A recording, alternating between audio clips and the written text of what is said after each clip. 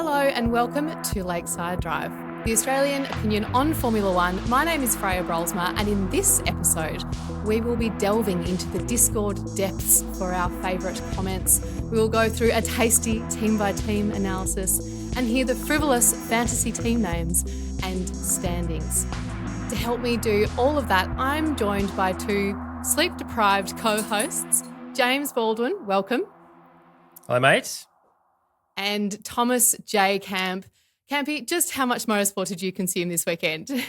Oh, yeah, what a weekend of motorsport it was. There was, we had the start of the pro motocross in the States, which was fun. It's the Indy 500. There was Monaco, of course. We had Moto GP on too. It was, I can be fairly honest and say my wife questioned how much sport I'd watched all weekend about 5 times. So, no, it was very good.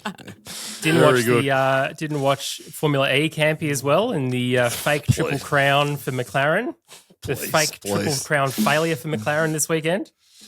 Yeah, 3 second places on the trot. Bit of a shame, but hey, look, maybe Zach Brown's doing some good things with that organisation. Maybe we should congratulate that guy on the on-track performance that they're delivering.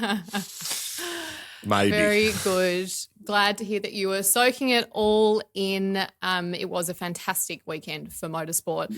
Let's get stuck straight into this weekend, Monaco. First of all, I want to get started on what probably feels like a very repetitive conversation. We have this every year, but obviously there's a lot of discussion this weekend about the Monaco Grand Prix and its suitability for the modern day F1 car. And look, I think this weekend really did showcase the reason for those criticisms. It was a textbook Monaco weekend, superb location, miles of history, great people watching, very wow, much exciting. Qualifying was fantastic. And then Sunday, we had drivers managing tyres, we had maintaining safety car gaps. Obviously, the early red flag emphasised all of this massively. But when you got Max Verstappen and George Russell both saying that changes need to be made, I think everybody except for Leclerc used the word boring in their post-race interview.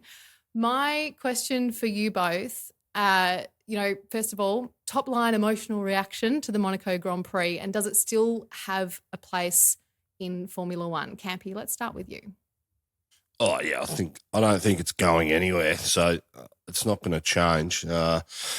Ironically, I think practice 1, 2 and 3 and qualifying was, more exciting than the race. So I don't like the fact that cars can do, 110s in qualifying and then in the race pace, they're driving to a delta at 119s, 120s. These guys aren't going to make mistakes at that sort of speed. So it's frustrating to watch. It happens every year, I think, because of the red flag on lap 1 and the no pit stops this year enhanced the boringness of it. Everyone was driving to a delta to make sure that the tyres could get to the end of the race. So, look, I'm not sure there's much you can do to fix it other than change the cars, possibly have some mandatory pit stops to make it somewhat interesting. But who knows? It's Monaco. It's always been that way. Yes, it was highlighted more this year, and I must admit I was probably the most bored I've ever been watching a Monaco Grand Prix. It just seemed really slow this weekend, but look, qualifying Saturday was just quality racing and driving all weekend. So, yeah, really enjoyed it other than the race. Yeah. James? Yeah, I think it's honestly just one of the stupidest things that happens each year. Does this race need to be on the calendar? Yes, it does. There's 23 other races to watch if you don't like this one, and it's Indy weekend. So you literally watch qualifying on Saturday, which is some of the best qualifying pressure in motorsport. And then on Sunday, hopefully it's not rain delay, but on Sunday, you can pre-warm yourself up by watching a parade around Monaco. Be happy for whoever it is that wins. And as we know, there was 5 people in the top 5 who'd never won a Monaco Grand Prix. So it was likely that we were going to have a brand new winner this weekend, and we did. And then you get to watch Indy. So I don't know. It's kind of one of those things that people go, why should we race here? Or I'm sick of this track. There's 23 other races to watch. No one's forcing you to watch it. I think, the spectacle in person is probably fantastic. And yes, if you're wealthy enough to be able to go, good for you. And if you're not, oh, well, again, no one's forcing you to watch it. And I think for Charles Leclerc's journey to get to where he is now and the pain that he has suffered through his personal life, of course, losing Jules Bianchi, losing his dad, the pride that his mum now has, having apparently 2 children, and Oscar Piastri's mum having 2 children now. Yuki Tsunoda is apparently a Piastri. It's just, I think it's great, honestly. And qualifying was fabulous to watch. And then you get to see drivers do really, really silly things in an attempt to win the Grand Prix on the first lap twice. Very good. It's an interesting conversation. Like you said, I think now that we have so many other races, it's one of those, I'm kind of with you in terms of saying if you don't want to watch it, if you find it that boring, well then go and watch something else. The other thing which we had some interesting opinions on this weekend was the Senna livery from McLaren. So this very conveniently gave us Oscar Piastri in green and gold on the podium, which was just an exceptional spectacle. But Australian icons aside, what were your thoughts on this? Because it was very mixed emotions in our Discord of some places, but also on social media. Some people really loved it. Some people just thought it was the wrong yellow. It was definitely committed. I think we could give them that much. But there was also an interesting conversation around the idea of Senna's legacy and has it kind of gone too far in the kind of consumer side of things? Is it feeling a little bit capitalist at the moment? And is it still really getting that sense of it being an honour and a tribute to this incredible racer? And is it something that just kind of, symbolises the fact that you know something about F1 because you know who Senna was in this day and age where we have a bit of a competition, unfortunately, between fans sometimes in terms of real F1 fans and the like. So I'm just interested to hear what your thoughts were, and just from a visual perspective, did you like it, James? Yeah. It's interesting, isn't it? Because firstly, they ran Benetton as a colour scheme. Secondly, Imola was the last round. Thirdly, we don't do things like this for Jules Bianchi, for many, many others. And I don't know. I mean, Ayrton Senna was taken way too soon, obviously, and what happened to him was a tragedy, and what's happened to many Formula One drivers has been a tragedy. It's fantastic that we've had so many safety updates since then to be able to make it safer, and this is not more of a regular occurrence.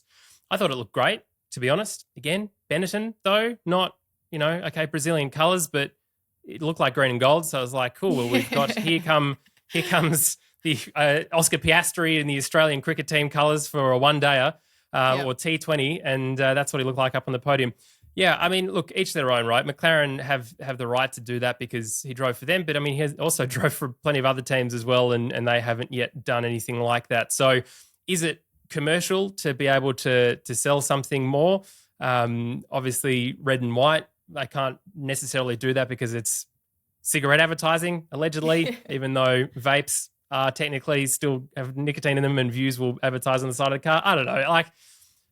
It's happened now. So they do like, the one thing I would say is McLaren do like a special livery at Monaco, and the Golf livery a couple of years ago looked absolutely superb. So in that respect, I think maybe they were just kind of looking for an excuse to have a special livery, and this was it, with the greatest respects to Ayrton. But I know plenty of people are like, what the hell? What's the point of this? To sell more stuff. It's these are colours that never ever raced with McLaren. Again, they raced with Benetton. So why not have the colours of the car that he raced and make it red and white and just finally give us the colour scheme that we want, McLaren? That we want to see.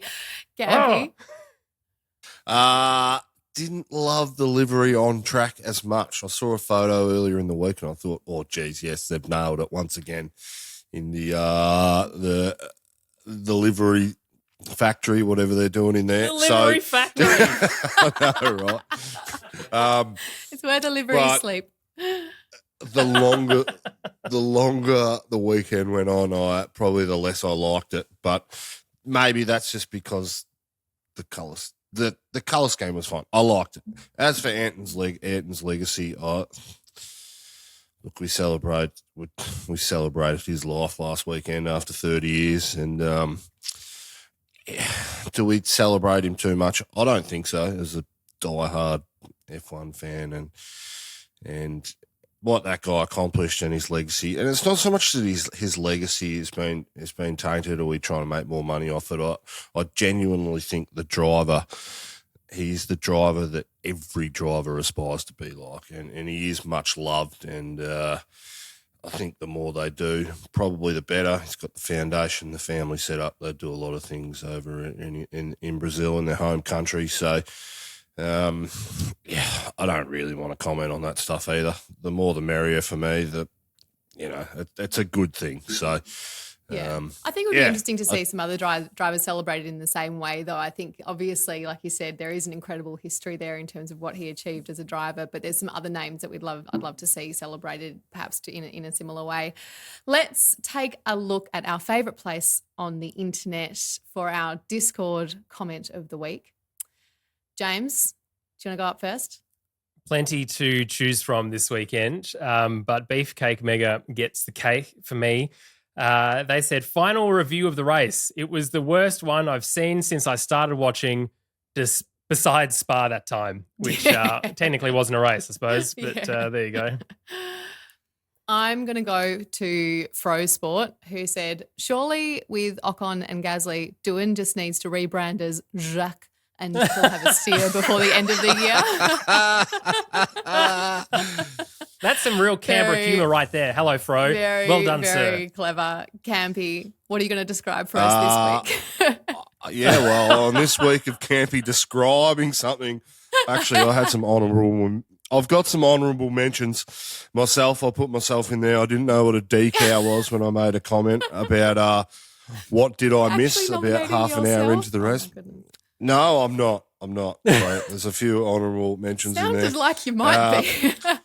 But Jono made the comment, be careful what you wish for, folks. Monaco ain't always a snooze fest. And Matty J replied, unlike Crofty's wedding night. So I had a very good giggle when I saw that one.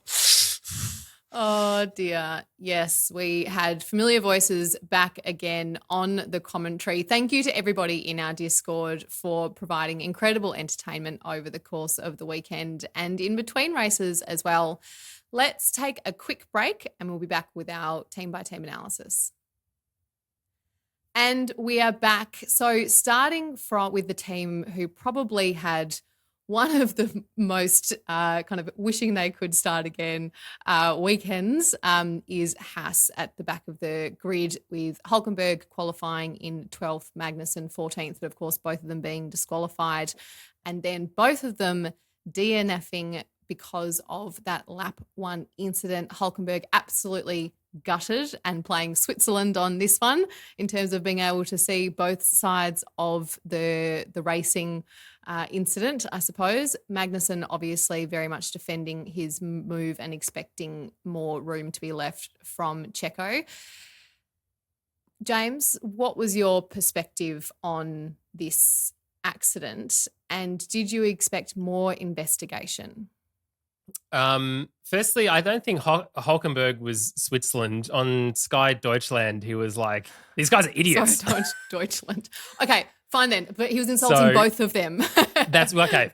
All right. So instead of being neutral, he was aggressive towards everyone. Sure. Poor Hulk. Just absolutely wrong place, wrong time. Firstly, I'm not sure if everyone's seen this, but I hope all of the photographers who are standing exactly where that crash happened are okay, because they got showered in carbon fiber. If you want to know how much people love their gear when it comes to that stuff, there's a couple of videos of them shielding their cameras from putting themselves between the carbon fiber and them, the camera, to protect them. Yeah, look, Magnussen was optimistic. Perez he looked to the right, so he saw that K-Mag was on the inside. K-Mag should have backed out. But to quote Hülkenberg, Monaco's not won on lap one, so there should have been, both sides should have given up something. Both Perez and Magnussen blame each other vehemently, obviously, but I don't think there was necessarily a cause for an investigation, to be honest, because they're both at fault. So what do you do? Penalise both of them? At this point, you feel bad for Hülkenberg, so maybe you try and penalise one, considering both HAAS cars are out. Kind of, what's the point? But big crash. K-Mag shouldn't be doing stuff like that. He has, that was potentially a race ban if it was investigated. And he should know better. Now he's cost the team significant amount of money, potential for points. Yes, they had a bad time because the design team didn't talk to the mechanics about exactly how big the rear wing gap should be for DRS. And I think it's up to 85 mil, and it was beyond that. So terrible weekend for them. Absolutely terrible. So I'm sure Gunther Steiner would be happy to lend a tape measure to them if they needed it. Campy, huge damage bill as a result of this accident, and that's obviously going to come out of their cost cap. When we're still only, a third of the way through the season, there's a lot more development to come. Do you think this is going to impact the development throughout the course of the season? Oh, absolutely it will. What's it cost to put 2 tracks on the cars? I don't know, but it'll probably wipe off what? 2 tracks on at the cars? least 50. Yeah, you know what I'm trying to say. It's a Tuesday morning. It'll wipe off $15 million off the budget, probably something like that, which is going to affect what they do on track. We saw with Kick Sauber this year that they had to wait to fix their car jack wheel nut thingy gun, and that took them. It took them almost 4.5 races to allocate the budget towards that. That's just how tight these things are. So there are things in place within the team to compensate for things like front wings and new cars and new chassis and change them over to get each part has a various amount of time that can be used on the car before its lifespan runs out and they need to change it for performance. But this happening at in one weekend, it's not a great thing for the team, but they'll be fine. It'll be substantial. They'll finish. And as for the actual incident, I think I agree with everything James said, but the racer in me says Perez was cheeky. He had at least 2 car lengths, 2 car widths to his left-hand side, and if you look at the lines the other cars up the road had taken, they were fairly in the middle of the track. And whilst K-Mag shouldn't have put it there, it was an aggressive move. I don't like it from Checo. Not in Monaco. It was really interesting. Like you said, it's Monaco. I think it was really interesting listening to Jenson Button kind of analysing that whole situation, because he watched it from one perspective. And he said K-Mag is completely in the wrong here. And then he saw the onboard from Checo and he saw him look and he goes, oh, that changes everything. That changes everything. He knew he was there. So that was interesting to me, and it just shows how much you're looking at all of these different camera angles to assess what is going on in that situation. Let's move on to Sauber. Bottas qualified 17th, finished 13th. Joe qualified 18th, finished 16th. He said he was bored, while Bottas gave us the only legitimate on-track overtake. I think we got some genuine cheering because that was bona fide on-track overtake, which is, I think, the only one we got for the race. James, what were your thoughts on this team this weekend? I have no thoughts because I was also bored watching them. Yeah, Valtteri's overtake was fantastic. The only thoughts that I have is who is going to take this other Williams seat? Is it going to be Valtteri or is it going to be Carlos? This team is so far down the back. It is incredibly boring, and they can't put anything together at any racetrack. And I feel for the entire team, quite honestly. Audi is a long way in the distance, it feels, even with Hulkenberg. And I'm sure Hulk is not actually looking forward to next year all that much if this is what is awaiting him. Yeah. Let's keep moving forward with Williams. So Sargent, 15, finished 15. Albon, 9th and 9th. First points. He was also bored. And it was interesting as well hearing from him because he thought that Yuki was playing it too safe, that he was going just too slowly. So I understand we're all trying to manage our tyres here, but that you just didn't need to go that slowly. So he didn't feel like, he felt like people could have been taking more risks. Campy, do you think that's fair kind of in hindsight, or when you watch them all struggling with their tyres over the last couple of laps, is that just what had to be done? Tell that to Danny Rick when his whole electrical, motor shut off in 2018 and he was doing 119s, 120s the whole race. who cares from Albon about how fast the car in front of him's going? I don't think it matters. What is great for him is that he put it together in qualifying, got in the top 10. Albeit really close in that top 10. I think the top 5 or 6 were separated by 3.5 tenths, and then I think back to the Hamilton Sonoda. I can't remember what the gap was, but it was close, and they put it together. So great result for him. He probably would have wanted more out of the car than what he got, but points in Monaco off the start, nailed both of them. Excellent weekend for them. Of course, the drivers, they always want more. But, good weekend. Sargent, well, I think, he finished a Monaco Grand Prix. Good on him. He got past. But, which says something. I just think at that stage of the race, tyre life was massive. You saw the exit that Valtteri got on fresh softs and him on his, 55-lap-old hard tyres. It looked good on track, but I there's a lot of mitigating factors in there to Sargent's credit. So it's just this race, isn't it? There's not much you can really say about it, but great result for Albon. He'll be looking to consolidate on that. And, James, you questioned earlier about who might be in that other seat for next year. Who would you like to see? Bottas. And no, because Carlos Sainz, to be perfectly honest, I think deserves a seat towards the front of the grid. So does Valtteri as well. But this is a team. There's a team dynamic, right? So Sauber doesn't want Valtteri. It is like the backup option. Carlos has a 3-year contract that's being reported from Audi to lock him in. Manufacturer, all the rest of that. So I think it would be fair, not that there's anything fair about Formula One, but fair for Valtteri to go back to Williams. Of course, we know the Valtteri, it's James connection, being James Vowles on the team radio back in Mercedes. That's where he started his Formula One career. At 2014, when those regulations changed for the first time, Williams benefited from the power unit of Mercedes to have that power. So there is potential for that to happen again. And I think that's what maybe those legitimate conversations are being had with Carlos Sainz's camp. From what I understand, there has been an offer made to Carlos and a counter offer made by Carlos back to Williams to try and lock it in. So there seems to be some legitimacy to Williams wanting him. There were reports last week that Valtteri was pretty much locked in, but apparently that's not quite the case. At least that's what I understand. So, I mean, as a driver pairing, I think Valtteri is the more senior and Alex Albon is the more junior, even though, they're kind of similar in age, aren't they? I think Albon's 28 and Valtteri's 34. I think that's a really solid pairing. I don't think Carlos is done yet. And it's his hand is being forced here, which is unfortunate for him. But I think the fastest way for him to get back to the front is to make a Danny Rick type decision and chase the manufacturer. Not that worked for DR, but it may do for Audi and Carlos.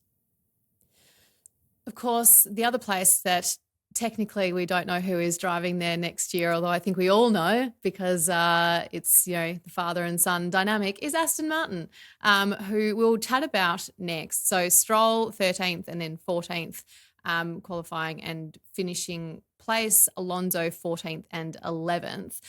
Alonso is one of the ones who got caught out with his tyre strategy after the early red flag. And this is the second weekend in a row or second race in a row that he's been out in Q1.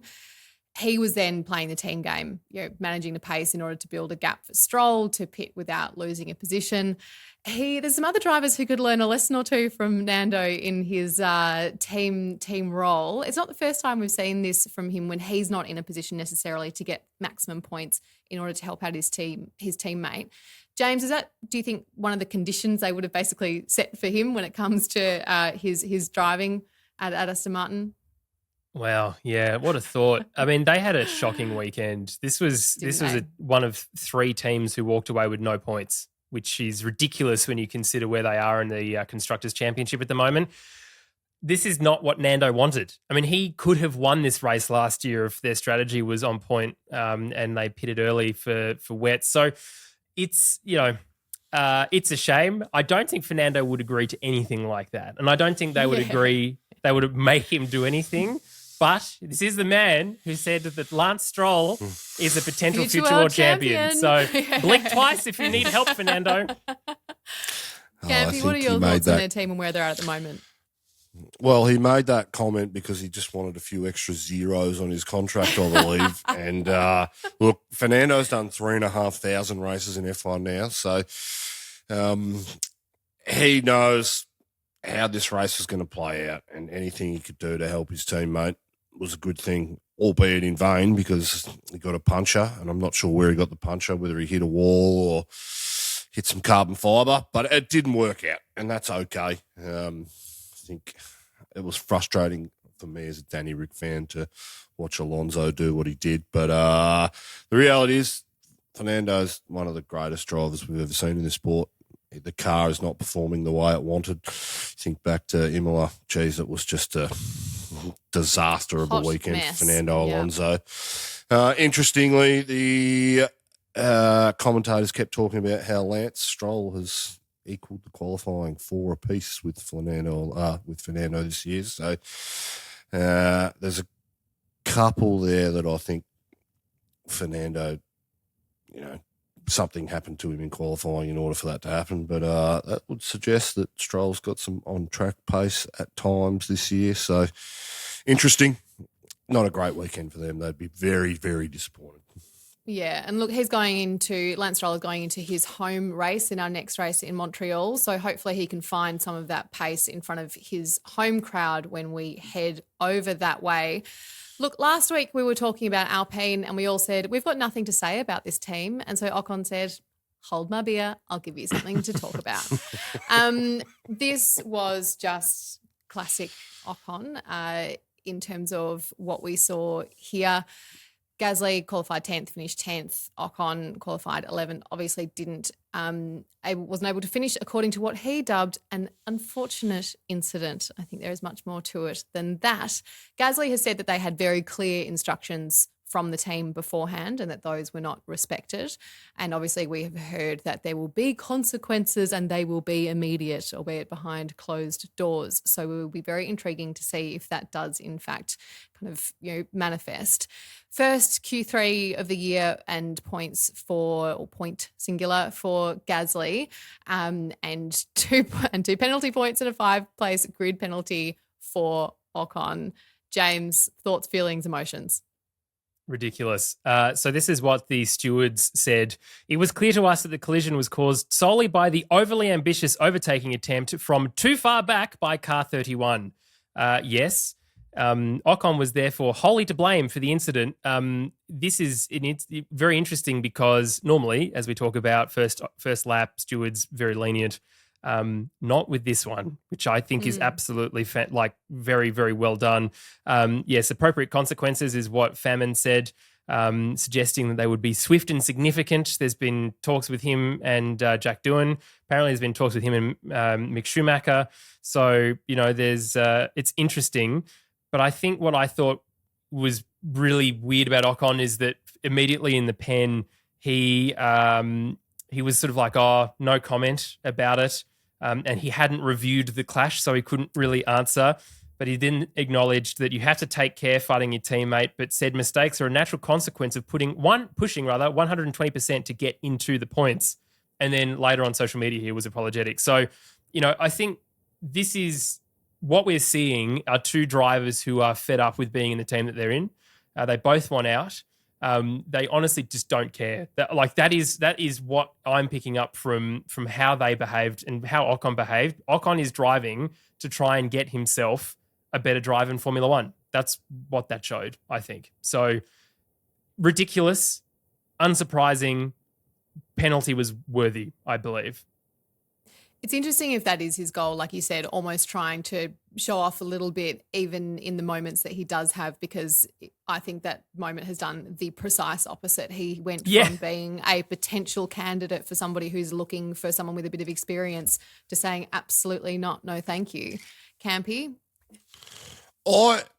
This is lap 1 of the Monaco Grand Prix. If there's any time to make a pass, it's on lap 1.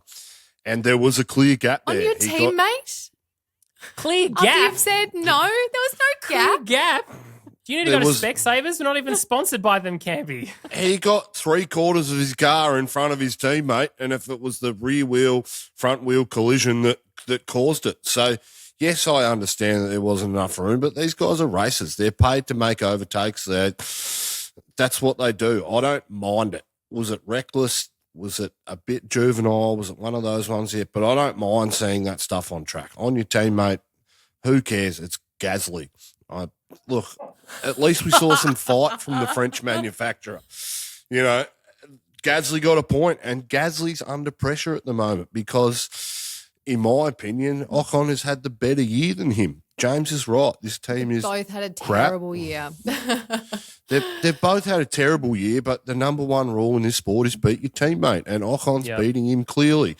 And whilst Ocon probably didn't play the team game as well as he could have, I don't mind seeing incidents on track where you're trying to make a pass on lap one. That is the only time you try and make a start. I think the stewards were a bit heavy-handed in the way they went about it, considering the other things that happened on lap one. But hey, that's all right. That's okay. I thought I'd seen it all, and then now Campy is defending Ocon. So really, we might see pigs flying past this window very, very shortly. I kind of agree with that a little bit, Campy, but then I also go, but if you've agreed on a strategy as a team beforehand, you can't then just go and throw that out the window once you get on the grid, because that's when you have two people who are doing. We talk about teams in this sport like they're the be-all and end-all. If you're Red Bull, you're fighting for a world championship, great. The reality is Alpine is fighting for next to nothing this year, a few points on offer at maybe 1 in 6 races. They're not a team. The off-track team and the things that are happening at a management level are disastrous for this organisation. It doesn't surprise me that the drivers are treating the team and the strategy and each other like it's non-existent as well. So I don't play that team card to me and teammate. This is dog eat dog. They're both driving for a better, more competitive car next year or in the future, and I don't think they care about the consequences for a Monaco GP that they clearly didn't have the 1 lap pace to get in the points. Either of them, there was one point on offer, and Ocon made his move. And was it reckless? Yes. Was it his fault? Yes. But there was a clear gap there because he got 3/4 of his car in front. So we'll just leave it there. And I don't like Gasly. Get him out of the sport. You don't say, Campy. At the very least, we will say thank you to Ocon for finally giving us something to talk about when it comes to Alpine, other than saying we have nothing to talk about. Let's move on to RB. So our boy Danny Rick qualifying 12th, finished 12th. And Yuki 8th and 8th. So more points for Yuki Tsunoda. Ricciardo looked like that first start was much better than what we had seen from him earlier this year. Campy, that has always been a bit of a frustration for us that he's too conservative off the start. What did you see this weekend that gives you hope for the upcoming races with DR? Jeez, I love Danny Rick. You've got to come up with something. Look, there's no way to spin this weekend. I thought his Q1 time was great. He was right there compared to Yuki. I think he was faster in that second run. Clearly, I think Danny Rick's problem, particularly this weekend, was just trying to get the tyres into a zone, and when there's other cars on track and you get some traffic, it hinders the way that you can prep your tyres for your fast lap. So that's where he struggled the most, and I think in Q2 that's where we saw the gap between him and Tsunoda. Tsunoda could prep those tyres, in the perfect way. As for the race, both starts got passed by cars. He got on the anchors off the first start way too quickly, and I understand why he did it, because he's on the outside and that's just sheer luck on where you qualify, whether you're on the inside line or on the outside. And that outside line, you always get forced wide into the barriers on the outside. So I really hoped he got a second chance, and he did it well, but he got passed by both Astons. So shame for him, but it's not unlike the RB to not be good off the start at times this year. We've seen 2 or 3 races where they've got the wrong tyre strategy or just the car off the line is not as good as everybody else. So, yeah, frustrating weekend for him, but I'm the biggest Danny Rick fan out there, and this podcast is all about the Danny Rick bias, but I'm running short of ideas to prop him up. He just has to beat his teammate. In better news, he out-qualified Perez, so I think both those drivers are still in line for that top seat at Red Bull, but we'll see what happens. But he's got to pull his finger out and get the job done. Yeah, James, there's been a few comments as well, apparently, from Marco kind of saying it's very hard for them to understand if Yuki's doing a really great job in that car or if Daniel's really shit. Where do you feel like this team or the car at the moment realistically is for them?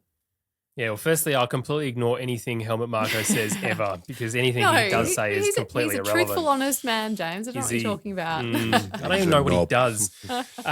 So it's, tires. This is the second race in a row where Daniel's said, third almost, where tyre temperature and getting them into the window hasn't been something he's been able to do. So that's an excuse, right? It becomes very hard to, as Campy said, try and find something positive to defend Daniel with. We know he's got it in him. Monaco is not a track where you can put something in that is actually going to be a legitimate pace to try and get those places back because you can't overtake it unless you're Valtteri Bottas. So, if you qualified poorly, that was it. The whole race was done, which is why it was pre-disaster for HAAS before they even got to the back of the grid. But good for Tsunoda. At the end of the day, though, Red Bull Racing is not considering Yuki Tsunoda for Perez's seat. They are considering Sergio Perez and maybe Carlos Sainz. As much as I really think DR should be in that seat and things will go well for him there, the reality is I think we'll be looking at who is going to be in these RBs next year. From what I understand, Yuki Tsunoda is also looking at other options because the Honda Aston Martin thing is closed now. Alpine apparently showing some interest in him too. So we might see him exit RB and we might have a Lawson-Ricciardo duo there next year. But Danny Rick himself has said, if I'm shithouse, that's fair enough. Maybe I've lost it. Yeah. Maybe I just can't get it back. I just need to prove to myself and the team that's the case. Peter Bayer, though, the CEO of RB, happy with both drivers, and he's very factual and not all that emotional, and so I'm happy to believe that that's the case for the moment. Yes, plenty of people on the internet think DR is washed and should give up, but Lewis is also being out-qualified by his teammate, and there's no such conversations about that too. That to say, everyone can drive probably very, very well if given the car. And I just hope Daniel is given that car at some point in the future. That is the hope that sustains us, James. Let's talk about the bigger RB team, the actual Red Bull. Verstappen qualified 6th, finished 6th. Perez obviously involved in his incident with K-Mag, qualified 16th, though out in Q1 and then DNF. Max was saying that he was about I didn't look at all the timings from this weekend, but he said we were about 4 seconds off the pace most of the time. Couldn't do anything to make that up. He was having a real difficulty with the car in terms of it being unstable over bumps, and that obviously made their second sector really slow. But it's interesting, he said that has always been an issue. That's something, a problem that they've always had with that car.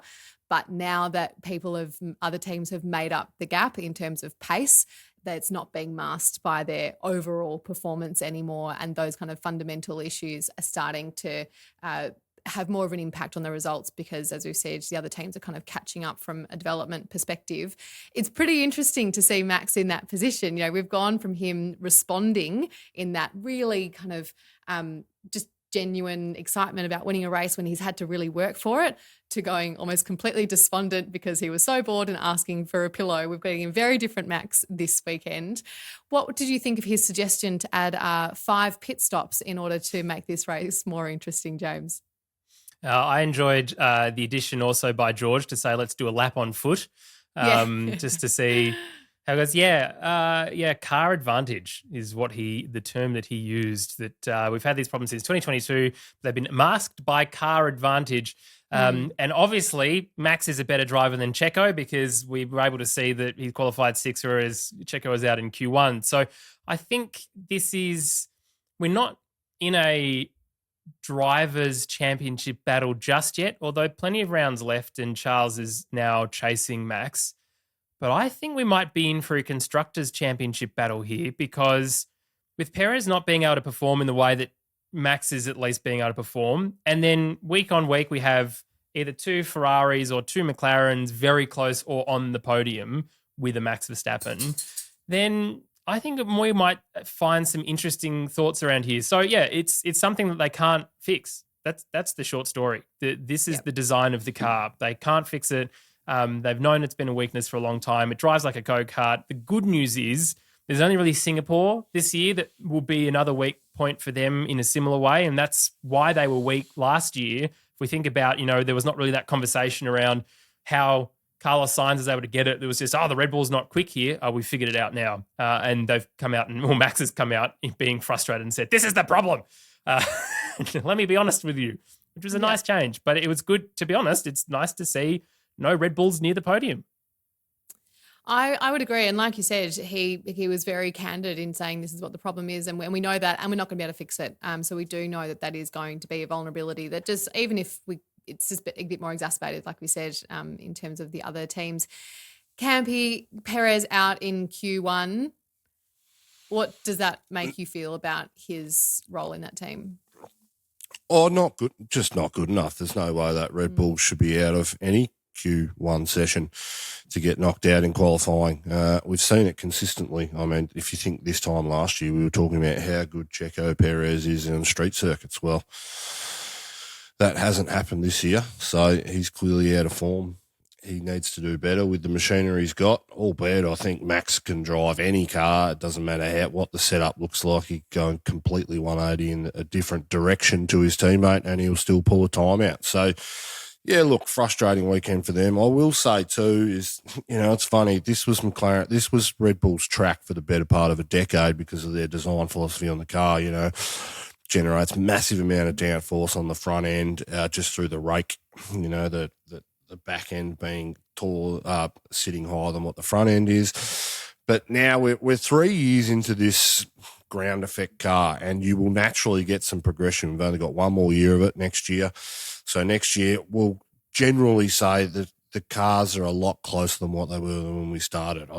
Look, this is the first time Max hasn't got pole this year, so it's one track, and the other race that Max lost was because of some on-track, red, yellow flags and safety cars. So, look, I don't think we read too much into it. It's just one of those tracks. It's an anomaly for this car. So they'll fight.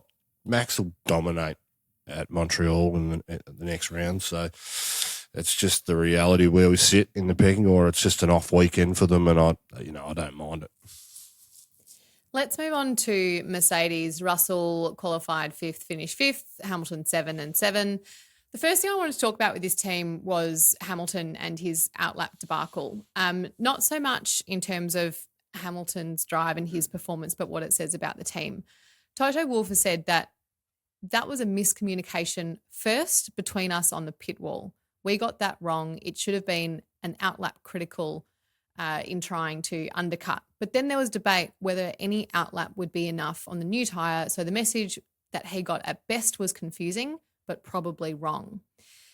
The reason why I find this interesting is because when you listen to interviews with other strategists, team principals, the pecking order on the pit wall is absolutely critical when it comes to decision-making and clear communication. And to me, they have just exposed a pretty significant flaw in their processes and communications at the most important, component of a race. James, what were your thoughts when you heard that radio message from Hamilton and the subsequent comments from Wolff and others? Yeah, I think this sort of compounded for him because even through qualifying, he was saying things like, effectively, George is going to get all the upgrades now before me. And he was kind of pushed on that a little bit because he said but didn't quite say that in those words. And he was kind of like, well, it's okay, cool. He's just very clearly not happy in this organisation. They do have moments where they've peaked this season, but the peak is so far away from everyone else's peaks in the mid-pack, that we talk about being in the middle of nowhere. And certainly in Imola, didn't we? We said, and Campy said, they're in the middle of nowhere. It's no man's land technically for them. Not bad positioning wise, but when the gap to both sides seems that much, it's kind of a bit ridiculous that they can't be up with their customer teams like McLaren and sometimes Aston Martin. So I think we're just seeing the ability for Lewis to be Lewis and being fed up and frustrated, as he has every right to be. But previously he has had so much commitment in the team and wanting to drive everything forward and be positive that he would have been very reserved about those things and probably would have just said it to Angela, somewhere else. So I think we're just seeing a progression of a driver who is clearly one of the best of all time, if not the best of all time, being in a car that is not being able to deliver the results that he wants. Russell was once again saying that he was predicting a podium for them this weekend. Where is the podium that I so requested, George Russell? But he did say that that's where they felt their pace could have been at if they had been able to stick to their tyre strategy in terms of being on the hards with everybody else in front of them on mediums, being able to run long. But obviously the restart stuffed that. My response to that was you and everybody else, George. Campy, What did you think about James's point there with Hamilton, and what's the role that George needs to start taking in this team? Oh, look, George needs to step up. Lewis has checked out clearly, and I agree with everything that Jim has said. I'd like to see Hamilton's attitude a bit better at times, but he's entitled to do whatever he wants, and no one's going to stop him. So George just needs to. He'll be the number one driver in that organisation, depending on which way Mercedes go next year. I think George needs to take all the responsibility moving forward for practices and decisions about direction for the on-track setup of the car. That is generally shared across the two, and Lewis will do things, but Lewis is also checked out. He's probably not giving the best feedback and not giving the best information to the engineers that they need. He's probably not sharing as much. He's really mentally checked out. So unfortunately for George, he's got to take all of that on his own shoulders and really grab that team by the scruff of the neck and lead it the way he wants to, not just for the rest of this year, but moving forward, because he's going to, if they do take a junior driver next year, or they go with some experience, who knows? George isn't going to be the number one driver in that organisation. Everyone will be looking to him to lead it. So maybe it's the making of the kid. Maybe this is where he really develops his sense of his team and does what the Schumachers do and creates a team and an organisation around him with the help of someone like Toto Wolff. I mean, the sky's the limit. It's a great opportunity for George in order to implement that and do that. And we'll probably see what he's really made of in the next couple of years. And let's hope that Mercedes give him a car on track that honours him and his driving capability, and he wants to win a world championship. So we'll see what happens. But I think it's only good opportunities for George. And he's performed well. I mean, qualifying has never been Lewis's most dominant part. The history of him, you look back to his history with Nico Rosberg, qualifying was actually really even throughout the whole year. We got that sense that because Lewis out-qualified Valtteri for the 5 years that they drove together quite substantially, that, hey, Lewis does this all the time. But it's not really been the case if you look throughout the history of his career. So George is just as good as any one of his teammates that have ever raced with Lewis. And I think we're seeing last year and this year that George is very competitive against Lewis. I do think, though, when Lewis does have that bone that he's chasing in race wins and they're capable of it, that's where he really pulls out those 2 or 3 tenths, unlike Max, where he seems to do it every weekend. Lewis probably gets him when he's really, really wanting it, but I'm not sure he wants it at the moment. So, and the reality is also, he doesn't want Mercedes to do any good. He wants Ferrari to be doing as well as possible. So why would he give any feedback now that's going to help them for next year? He'd be like, no, I'm shutting up. We're shit here. I can't be bothered. Ferrari's great. I don't want you to be in my competition radio wasn't with me working for my championship next year. That's why I couldn't ask you. Yeah. Alrighty, let's move on to McLaren. Oscar Piastri on the second step of the podium in the green and gold, which is obviously why they, had that T20. on their uniforms this weekend.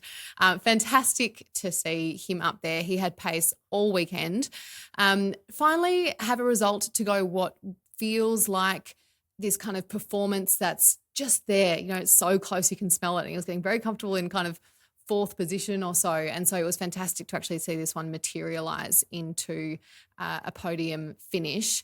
Norris fourth and fourth. What was interesting, I think, with Piastri's drive is that Sainz said afterwards that he was really trying to force an error with Oscar Piastri and he couldn't.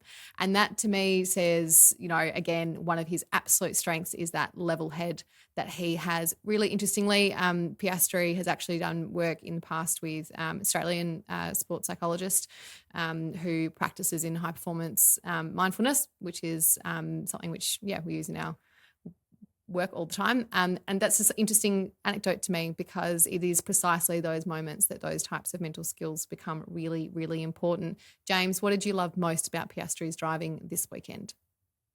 Oh, he's just awesome in every single way. He's awesome because he's like, I'm trying to find Monegasque roots. Then Charles Leclerc tweets back saying, I'll adopt you. And then it's like this whole, and then F1, I think even in practice or qualifying or whatever, put Piastri Leclerc like legitimately on the screen. Piastri dash Leclerc as two dads, which I thought was fantastic too. So he's developed this real character, which I really love. He is very clearly very, very fast. It was nice to see him be able to put some things together. Obviously having all the upgrades now in the same way that Lando's done. And also, can I just say, he will benefit from Lando having upgrades first because Lando's doing all the work to figure out how they work on the car and setup wise. They're going to share some of that information across the garage. So when Oscar then gets those upgrades, it is going to be faster for him to work out where the balance is in the car to be able to put it together through practice for qualifying. So, some people say, it's bad that Oscar's not getting all these upgrades to begin with. Well, there is some benefit to that as well to look at it from a positive point of view. And the way that he and Carlos Sainz started the post-race drivers press conference, both of them were lying down on the couch waiting for Charles because he was too busy drinking champagne still. And so that was the live broadcast. Car's like 3, 2, 1, and they're both just lying down on the couch, which I thought was hilarious. So it was great. Great result for him. A win is not too far away for our boy. Campy, how excited were you? Oh, I was stoked. Look, I went to ask you guys a question last week about do you think Lando Norris is feeling pressure, and you guys said no. Look, this is 3 races in a row now that Oscar has beaten Lord Lando in qualifying, and if it wasn't for on-track things and his grid penalty, we could have been looking at an Oscar Piastri that got a 2-1-2, in the last 3 races. And I cannot see Lando sitting there saying, I'm still the number one and worrying about what Oscar's doing on track. They are right there in qualifying. Yes, we know time management and race pace is probably the difference between the two at the moment, but Oscar is learning and getting better every weekend. If I'm Lando, I'm nervous because he got luck to get some of the results that he did compared to his teammates in the last 3 races. And this was the first one where, Oscar got what he deserved, and albeit Monaco. But I think those results could have been reversed very easily. So I think there's massive pressure probably from Lando inside his own head at some level because that luck's going to run out. And if your teammate consistently performs, especially a second-year driver, by the end of the year, if Oscar has gone 6 on the trot in qualifying and 6 on the trot in race trim, I think he'd be very keen to get out of that organisation because he doesn't want to be racing Lando just for perception. Lando doesn't want to be racing Oscar any longer just for perception because I honestly think Oscar's at some time in his career, he will be a world champion and he will be the number one driver in the field that everybody wants to get their hands on. So hopefully he can get in a car that goes on to win 7 or 8 championships in a row, but that's rare in the sport. But he is the caliber of driver and first in line to get that, in my opinion, if the opportunity presents itself. And he's got time in this sport too. So I just think Lando's under pressure and For all these Lord Lando lovers out there, I think he's the second coming of Christ. I don't see it, and our boy is coming, and it's under the radar. My only thing though is that I do think that Lando does have he does have an incredible fan base. We know that the stats show that he was like the most popular driver last year. I think it was maybe second to Lewis Hamilton, but his fan base for basically women under 35 is astonishing. So I think he does really feel the support from his fans, but also from an environment that he's in. And if you think about performance in an organization, the environment that you're in can either fuel that kind of pressure that he might be experiencing and kind of amplify any competition between the two, or you can make them both feel really safe in their competitive environment. And I think for now, Lando does feel safe in his competitive environment. I think he can still see what Oscar needs to learn, and I agree there's still some there, but he is, like you said, he's coming for him rapidly. But I think the environment that he's in is one of the reasons that he would probably not be feeling nervous in the same way that somebody else might be with a similarly competitive teammate. Let's talk about the last team, the red team. Sainz third and third, Leclerc first and first. This, I think we can all acknowledge, one of the most emotional moments that we've seen in F1 for a really long time. He said himself that Leclerc obviously didn't expect it to be so emotionally difficult. The last, kind of 5 or 10 laps, just trying to stay focused. But he said, all I could think about was, my family, my friends. I was thinking about my dad. I was thinking about Bianchi. So much going through his mind. And I love the fact that he was honest about this. I love the fact that he said to people watching, I was trying to stay focused, but this is where my thoughts were at. And it just shows how much this meant to him. If anybody hasn't watched or heard the commentary from Alex Jakes, go and listen to it. It was just beautifully done. Those last couple of laps, really eloquent and thoughtful, and just, hats off. That is just one of the most exceptional jobs I've ever seen done in such a poignant moment in somebody's career. Let's talk about him first, and then we'll get to Sainz's lucky second chance at a race. Campy, when you see somebody and you see in a race like this, you see the emotion, does it start just reminding you the reasons we love this sport? Oh, excellent result for Charles. He's obviously been on the back foot with Carlos, when the opportunities for race wins in the last, sort of 15 to 16 races. Charles hasn't been there compared to his teammate. It's been Carlos that's capitalised on those. But I think it was a flawless weekend from Charles this weekend. He clearly had the car on track, but he nailed it and he put it on pole and beat his teammate. And then great scenes, great for him. I think it's his third pole here, and it's the first time he's ended up on the podium, on the top step. First time in the podium in any category growing up too. So, yeah, very emotional, very good. I will say, it's funny to me that these guys, he was feeling these emotions and he's so open about it. When I hear drivers of yesteryear talk about Monaco, they say, if you get 3 laps in front of you, that's when this track bites. And and it's for me to feel those emotions and process it and still be able to perform on track, albeit doing paces that these guys will never make mistakes at, I think says a bit about the cars and the way this race is driven. But not taking any away from Charles. I think it's a pretty emotional win. It might be the catalyst that he needs to, step up and convincingly beat his teammate this year. And we've been looking for that from Charles for a long time. So, hey, congratulations. Kudos, claps to him. Yeah. He'll appreciate that, Campy. I'm sure he will. Yeah, absolutely. James, Sainz went from being out of the race to being on the podium. What a turnaround for him. Talk us through your perspective on Sainz this weekend. Got a great start, didn't he? First time around, and Oscar just had the bravery to hang it around the first corner, which is what then damaged both of them. If Carlos Sainz isn't buying some Estrella full strength for both Sergio Perez and Kevin Magnussen to say thank you for completely destroying the track for 45 minutes. What luck, what absolute luck. I mean, we look up and down these qualifying results, and the qualifying and race, basically the numbers are the same, certainly towards the first sort of fifth to sixth. Sonoda the same, Gasly the same. Anyway, like the latter half of the pack trying to do undercuts and overcuts, but obviously with no success. So, yeah, it's almost guaranteed that he was going to be on the podium qualifying where he did. It was just either going to be second or third, depending on the start that he got. Lucky, just very, very lucky. But Charles Leclerc deserved every single thing that he got this weekend.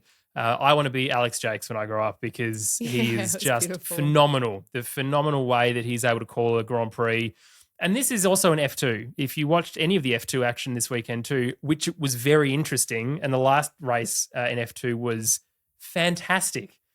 Zach O'Sullivan, I think, came from 15th on the grid and ended up winning, which is mind-blowing, much to the displeasure of everyone else. But the way that Alex Brundle and Alex Jakes call that racing is also fantastic. So the guy is the best in the business, hands down. I mean, Harry Benjamin did a fantastic job in Imola, but Alex is lucky. And we're all lucky enough that F1 have decided that he is the voice that will grace our ears on all of the social media, at least broadcasting, until we can all get F1 TV across the world. All right, let's talk about our driver of the day. James, who was it for you? Oscar, just phenomenal, phenomenal. For the winner, home winner. I'm going to go to Charles and the reason why I'm saying Charles is that, like, yes, sure, this was a processional and in a certain way, but he did have to nail 2 starts. He did both of those, and he also didn't bin it in those last laps, which, like you said, Campy, that track bites back with even the slightest lapse of focus. So I think that is very much deserving of driver of the day. Let's have a look next at our fantasy team name competition. Names that we pulled out this weekend. We've just got a couple here. Monaco Monotony. God, I can't even speak anymore. Monaco Monotony from Mike Herriot. Thank you, Mike. This one's for you, Campy. Little Lord Lando's Lament from Hillary, our favourite. Thank you, Hillary.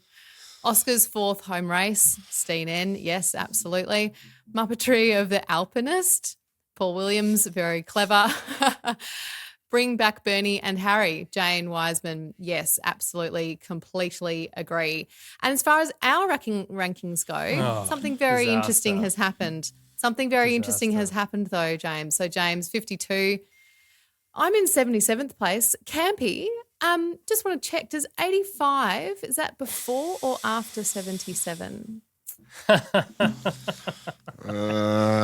would be after. Oh, yeah, it would be. That is correct. That is correct. So congratulations, Fra. Thank you. Thanks, Campy. I told you I'm in a sabbatical year. Here we go. What were we saying earlier about excuses? Overall, post Monaco, the standings. First of all, we've got Rock and Stroll.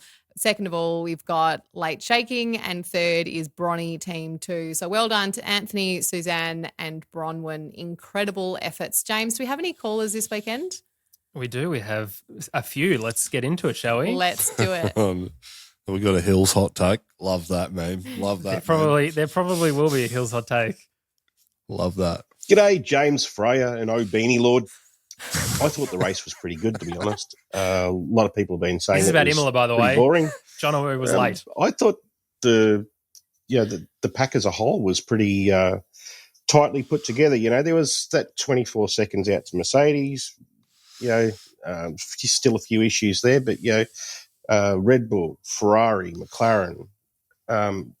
They're really starting to bring it to the RBR team, and that's great to see. It's good for the sport. The Sky commentary, it's woeful. We know that, but Sky F1, unfortunately, it's British based. They're mostly British reporters. Commentary team, we're just going to have to live with that, unfortunately. Sergio Perez, guy's washed. Danny, this is still applicable to this he's one. He's starting to worry me. If he keeps driving as he's been driving, I don't think it's enough. But he loves Monaco, so we could be on for something there. But he had it wasn't bad, but it wasn't a good race. It wasn't enough.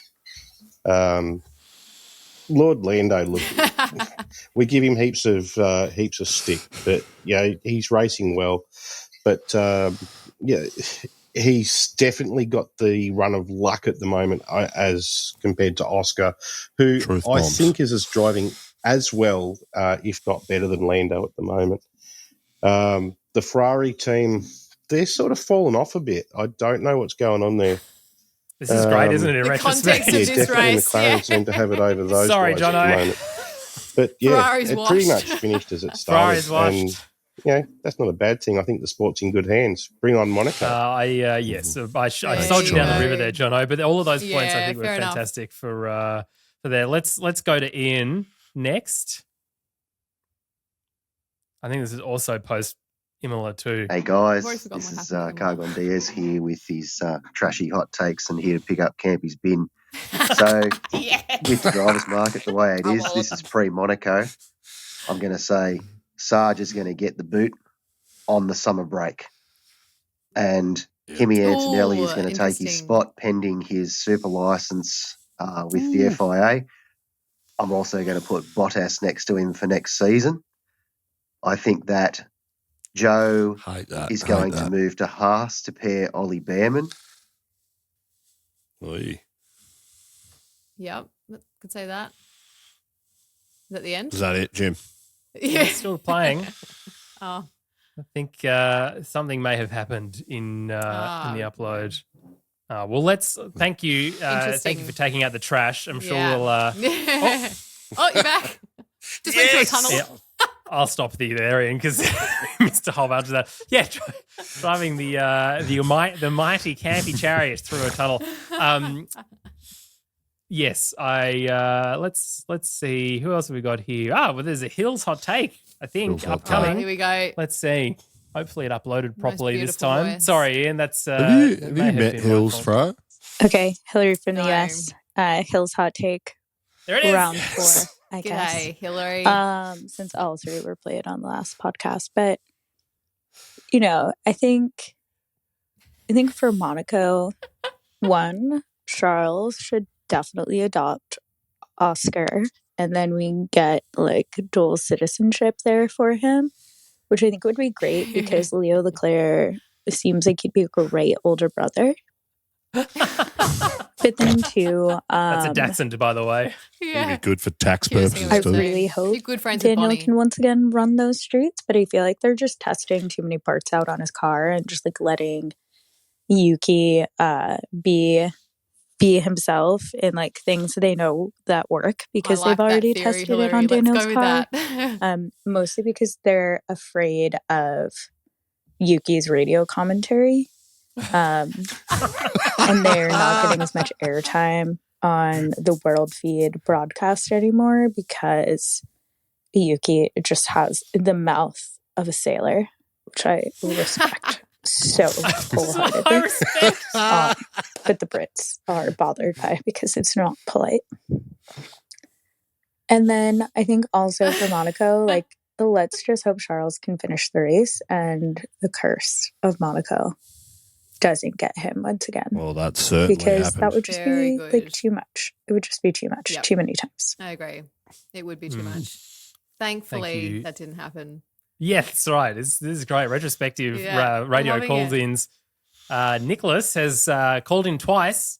Let's hear from him. Hi guys, love the new segment. Been having some thoughts that I'd love your opinion on, so let's talk about Lance Stroll. I'm not arguing for him one way or another, but I think it's important to put some context into his performance right now.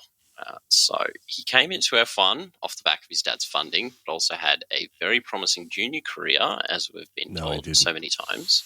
But quick summary is in 2016, he raced F3 European Championship and won 14 races. Thank you, Wikipedia.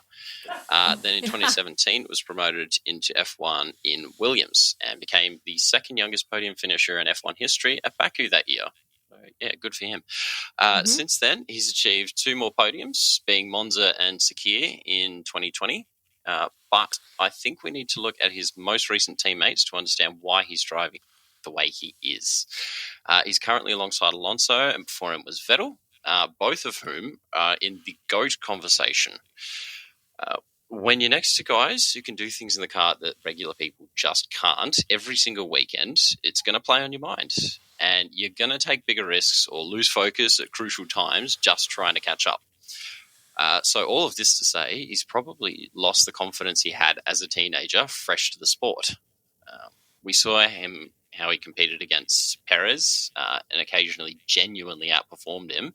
But we do all have our opinions on Checo's ability. So maybe we're being too harsh on someone we know is never going to be world champion, comparing him to guys that are some of the best to ever do it, but can bring home points regularly enough. Or maybe his most competitive days are behind him and we're justified to want him gone. Either way, let me know what you think. Thank you. The problem is that he can't use his side mirrors, which regular people can. So I think there's lots of very good points in there. Like you said, his junior career was fairly impressive, especially No, it wasn't. It was fine though. Like there are other drivers who have had less. Campy's watched RPM's video. That's No. he's about to Yeah, launch exactly. into this. There's other drivers who have had less impressive early careers in comparison to Stroll. I still think that's a generous read of, I think it's really interesting. And it's important to look at the data at these times as well, especially when we are so opinionated, which is fine. But it's probably a pretty generous read of where he's at. But I do think, that's why we often say he's not the worst driver on the grid. It's just that there's better people who deserve a seat above him. And he might have had a combination of funding and talent that got him there, but what is keeping him there is his dad's role. Well, his junior categories were marred with his dad came in and bought that team in junior category. And then that car that he was driving spent a whole lot of time at a Williams F1 team, and engineers were looking over it and figuring it out. Now the conjecture and the rumour across the whole grid was that this car is way better than anything else. And to win 14 out of 30 races, to quote that video that I watched, he still failed more than 50% of the time with a car that was way better than everybody else's. So I don't think we can look at the junior career. The reality is he's in the sport. He's probably here to stay. If it was my kid, I'd be spending the same sort of money in whatever it was he was trying to achieve to do it. The reality is he is capable of driving. He is competent enough to race against Vettel and Alonso. The guys had podiums, albeit he's taken his chances and he'll be here long to stay. Will he win a world championship? No. Is there better drivers that would score more points to that organisation? Absolutely. We saw that last year in the Constructors. But he's here to stay, so we better stop whinging about him because he'll be around for the next 10 years. Also no. And his dad may just buy him a world championship one day. Who knows? Very good. All right, I've got another one from Nicholas. Great. Hi again. The driver market is getting spicy, and I've got a bold prediction. I think we're going to have 3 Aussie drivers on the grid next year. Jack Doohan is going to drive for Alpine, and here's why. I'm not convinced that Ocon is going to stay. He's probably looking for a drive elsewhere, like a Williams or even a Mercedes. Alpine's next academy driver, Victor Martin, is struggling big time in F2 this year. Probably won't win the championship. Plus, no one else on the grid really wants to go to Alpine. So what other choice? That's as good a reason as any. Yeah, he's been doing some free practice sessions, and I bet they're not just letting him do that for funsies. So 3 Aussies, 2025. I am manifesting it. Good, very good.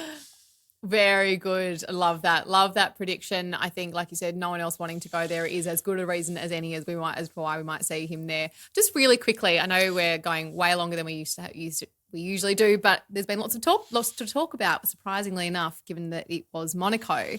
But I think the Ocon thing is really interesting because especially after this weekend, we think about the Mercedes seat, for example. How much is George Russell in the background saying, do not put him in that seat. I don't want him as my teammate. I think that's the other thing is the influence of the existing driver, right? And this is just, like I said, he's kind of nailed his own coffin, I think. But, there's other influences other than the team principals who have their preferences. It's the other driver as well. Have we got And that's all? that. Do we have any other callers, James? No, that's it. Right. But please call in. Please go to our website and leave us a voice note. There is no race next weekend, so if you want to talk about Monaco, please do that because it will still be relevant. Sorry to those who I sold down the river for that.